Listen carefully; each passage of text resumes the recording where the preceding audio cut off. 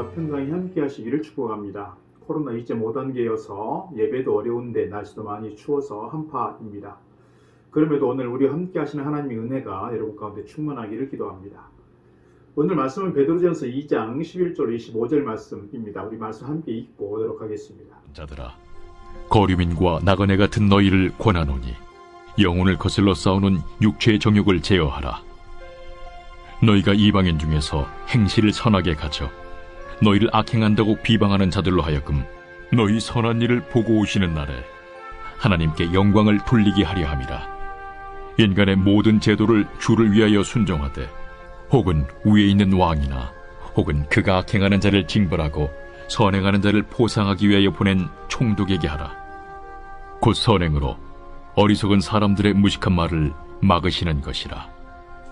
너희는 자유가 있으나 그 자유로 악을 가리는 데 쓰지 말고 오직 하나님의 종과 같이 하라. 무사람을 공경하며 형제를 사랑하며 하나님을 두려워하며 왕을 존대하라. 사환들아, 범사에 두려워함으로 주인들에게 순종하되 선하고 관용하는 자들에게만 아니라 또한 까다로운 자들에게도 그리하라. 부당하게 고난을 받아도 하나님을 생각함으로 슬픔을 참으면 이는 아름다우나 죄가 있어 매를 맞고 참으면 무슨 칭찬이 있으리요. 그러나 선을 행함으로 고난을 받고 참으면 이는 하나님 앞에 아름다우니라. 이를 위하여 너희가 부르심을 받았으니 그리스도도 너희를 위하여 고난을 받으사 너희에게 본을 끼쳐 그 자취를 따라오게 하려 하셨느니라. 그는 죄를 범하지 아니하시고 그 입에 거짓도 없으시며 욕을 당하시되 맞대어 욕하지 아니하시고 고난을 당하시되 위협하지 아니하시고 오직 공의로 심판하시는 이에게 부탁하시며 친히 나무에 달려 그 몸으로 우리 죄를 담당하셨으니 이는 우리로 죄에 대하여 죽고 의에 대하여 살게 하려 하심이라. 그가 채찍에 맞음으로 너희는 나음을 얻었나니 너희가 전에는 양과 같이 길을 잃었더니 이제는 너희 영혼의 목자와 감독 되신 이에게 돌아왔느니라. 베드로 전후서는 사도 베드로를 통해서 초대교회 시절 특별히 소아시아에 있는 교회들에게 그리고 21세기를 살아가는 우리에게도 들려주시는 하나님의 말씀입니다. 특별히 베드로는 우리 믿음의 사람들이 하나님께서 택하신 족속이요 어두운 데서 불러내 빛으로 들어가게 하신 존재라 이렇게 말씀하고 있습니다. 그렇습니다. 오늘 우리 믿음의 성도들은 빛으로 살아가는 사람들이다 하는 것입니다. 이 빛 가운데 살아갈 때 우리가 어떤 모습으로 살아가야 되는지 오늘 본문 말씀을 통해 우리에게 가르쳐 주고 있습니다. 오늘 11절 12절 말씀 보게 되면 우리 인생에 대해서 우리 믿음의 사람들에 대해서 뭐라 말씀하시냐면 우리가 나그네라고 말하고 있습니다. 성경의 많은 곳에서 나그네라고 하는 말씀이 등장합니다만 오늘 본문에서도 그렇게 나그네라고 말씀하고 있습니다. 베드로는 소아시아에 사는 성도들을 나그네라고 말씀하고 있는데 나그네라고 하는 이 단어 자체는 당시 고대 사회에서 법적으로 시민권이 없이 살아가는 외국인들을 지칭하는 겁니다.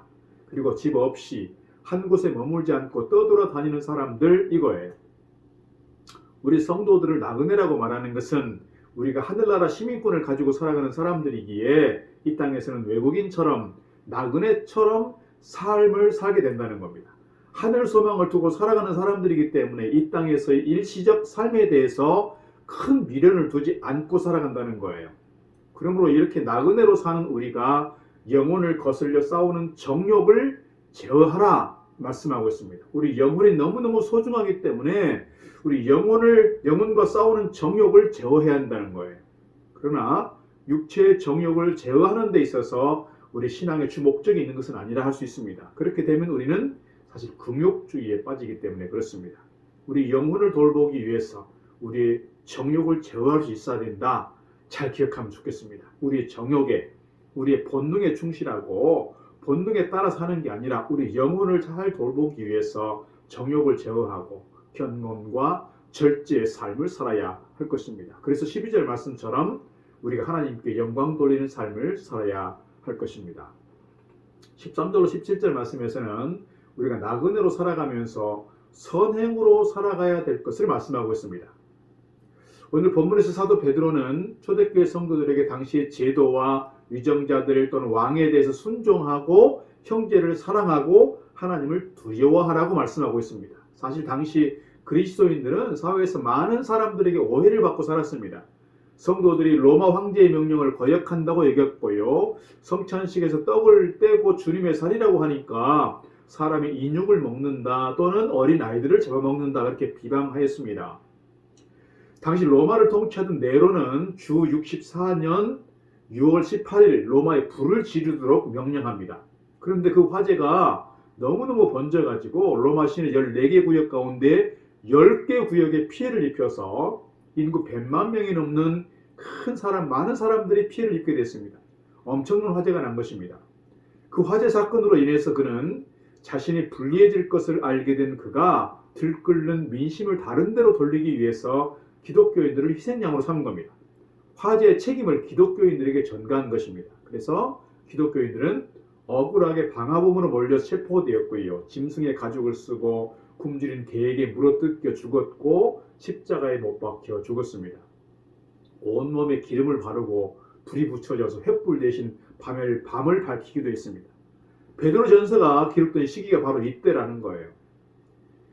이렇게 오늘 본문 당시의 교회와 성도들은 네로 황제의 핍박으로 인해서 가장 지독한 고난의 시기를 지금 보내고 있었습니다. 그렇다면 이처럼 지독한 핍박을 가하고 있는 이 네로와 로마 정부에 대해서 기독교인들은 어떤 태도를 취해야 되느냐? 오늘 13절로 17절 말씀에서 이렇게 기록하고 있습니다. 13절 인간의 모든 제도를 주를 위하여 순종하되 혹은 위에 있는 왕이나 혹은 넘어가서 총독에게 하라. 17절 무 사람을 공경하며 형제를 사랑하며 하나님을 두려워하며 왕을 존대하라. 이렇게 말씀하고 있습니다. 기독교가 지금 반정부단체 취급을 받고 있습니다. 기독교인들이 사람 취급은커녕 짐승 취급을 받고 있는 상황. 따라서 황제나 지도자들을 미워하고 저주하고 나아가 저항하는 것이 당연해 보이는 그 상황에서 오늘 본문에서는 순종하라, 존대하라고 말씀하고 있는 겁니다. 일반적인 지도자라고 해도 같은 사람인 그들에게 순종이나 존대를 나타내는 것이 쉽지 않을 텐데 현재 자신들과 동료들을 그렇게 괴롭히고 학대하는 그 왕이나 지도자들에 대해서 순종한다, 존대한다. 정말 어려운 일 아니겠습니까? 그리고 이런 명령은 고난 중에 있는 성도들에게 위로가 되고 힘이 되기보다는 오히려 그들이 겪고 있는 그 고난을 몇 배나 더 가중시키는 말이었을 것입니다. 그뿐이 아닙니다. 18절에서 이렇게 말씀합니다. 사원들아 범사에 두려워함으로 주인들에게 순종하되 선하고 관용하는 자들에게만 아니라 또한 까다로운 자들에게도 악한 자들에게도 그렇게 하라는 거예요. 당시 교회 안에 노예들로서 주님을 믿고 성도가 된 사람들이 많았습니다.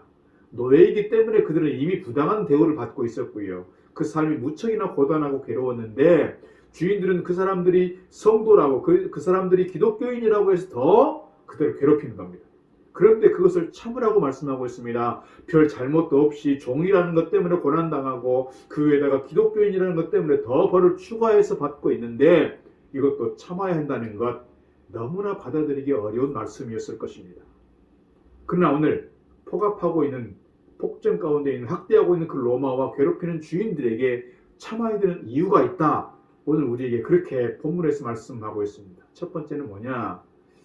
고난이 유익을 낳기 때문이라는 겁니다. 1장에서 우리가 보았던 말씀입니다. 너희가 여러 가지 시험으로 말미암아 잠깐 근심하게 되지 않을 수 없으나 오히려 크게 기뻐하는보다 너희 믿음의 확실함은 불로 연단하여도 없어질 금보다 더 귀하여 예수 그리스도께서 나타나실 때에 칭찬과 영광과 존귀를 얻게 할 것이라 그랬습니다.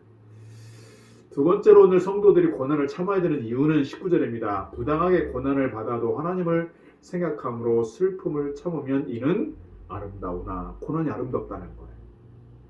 20절 선을 행함으로 고난을 받고 참으면 이는 하나님 앞에 아름다우니라 말씀하고 있습니다. 여러분 어떻게 고난이 아름답다고 말할 수 있겠습니까? 고난이 어떻게 복이라고 말할 수 있겠습니까? 고난을 말 그대로 쓰고 괴롭고 아프고 그래서 피하고 싶은 것 아니겠습니까? 그런데 오늘 본문은 고난은 아름답다, 고난은 복이라고 말씀하고 있습니다. 세 번째 우리가 고난을 참아야 되는 이유는 21절입니다. 이를 위하여 너희가 부르심을 받았나니 그리스도도 너희를 위하여 고난을 받으사 너희에게 본을 끼쳐 그 자취를 따라오게 하려 하셨느니라 말씀하고 있습니다. 하나님은 오늘 우리를 그리스도를 본받도록 부르셨다는 거예요. 그런데 성도들이 그리스도를 본받는 것은 결코 쉬운 일이 아닌데, 그래서 주님께서 오늘 우리 성도들이 당신을 가장 잘 본받을 수 있도록 그 방법을 제시해 주셨는데, 그 방법이 뭐냐? 바로 고난이라는 것입니다. 고난. 오늘 우리가 주님을 가장 잘 본받을 수 있는 길은 고난의 길을 갈 때라는 것이에요. 그렇다면 주님의 고난은 어때 있느냐? 주님께서 어떤 고난을 당하셨느냐? 22절, 23절 이렇게 기록하고 있습니다. 그는 죄를 범하지 아니하시고 그 입에 거짓도 없으시며 욕을 당하시되 맞대어 욕하지 아니하시고 고난을 당하시되 위협하지 아니하시고 오직 공의로 심판하시는 이에게 부탁하셨다 말씀하고 있습니다. 예수님이 십자가를 지시기 전이나 또 십자가 위에서 십자가를 짊어지고 가는 그 과정 속에서 말할 수 없는 고난을 당하셨습니다. 사람들이 그에게 침을 뱉었습니다. 뺨을 때렸습니다. 발길질을 했습니다. 사람들이 조롱합니다. 네가 하나님의 아들이 아니냐? 네가 왕이 아니냐? 그러니 네 스스로를 구원해보라. 네 스스로 그 십자가에서 내려와 보라. 이렇게 조롱하고 모욕했습니다. 온갖 수치를 주었습니다. 로마 군인들도 유대 지도자들도 따라가는 많은 사람들도 그리했습니다. 사실 예수님께서는 그들이 이렇게 요구하지 않아도 그 이상을 할 수 있었습니다. 또 조롱하고 모욕하는 그들을 능히 멸하실 수 있었습니다. 그들을 징계하실 수 있었습니다. 그러나 주님께서는 그 모진 고난 가운데서도 일절 죄를 범하지 않았다 그랬습니다. 그 입에 어떤 거짓이나 부정이나 악을 담지 않았습니다. 맞대어 비난하거나 그들을 저주하지도 않았습니다. 우리가 보통 하는 것처럼 두고 보자 그들에게 위협하지도 않으셨습니다. 왜 그렇게 하셨는가? 24절에서 이렇게 말씀합니다. 친히 나무에 달려 그 몸으로 우리 죄를 담당하셨으니 이는 우리로 죄에 대하여 죽고 의에 대하여 살게 하려 하심이라.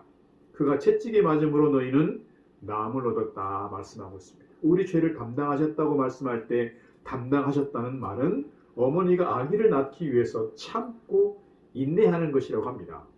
즉 예수님께서 우리의 죄를 담당하시기 위해서 그 지독하고 몸서리 쳐지는 그 십자가의 그 고난과 그 죽음을 주님께서 친히 담당하셨다는 거예요. 그런데 성도 여러분, 오늘 우리는 어떤 존재입니까?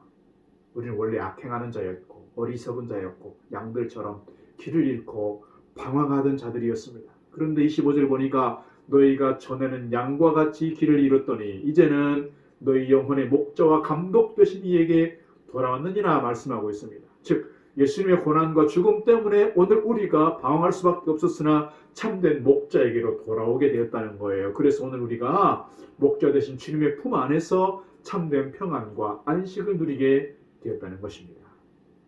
사랑하는 성도 여러분, 오늘 우리가 이 땅에 살아가는 동안 왜 나그네일 수밖에 없습니다.